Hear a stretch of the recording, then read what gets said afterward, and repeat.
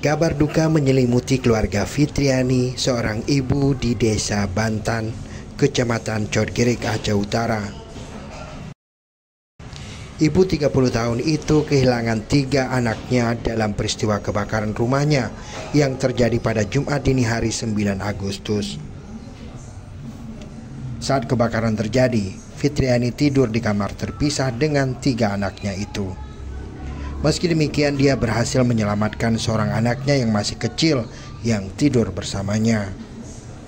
Kasih Humas Polres Aceh Utara Ibtu Bambang dalam keterangannya menyebutkan 3 anak Fitriani yang meninggal dunia, Nadila anak perempuan 13 tahun dan 2 anak kembar laki-laki berusia 10 tahun bernama Balki dan Balkia. Ketiga anaknya itu tidak dapat diselamatkan karena api sudah membesar dan membakar seluruh rumah berkonstruksi kayu. Diketahui selama ini Fitriani tinggal bersama 4 anaknya, sementara suaminya merantau bekerja di Malaysia.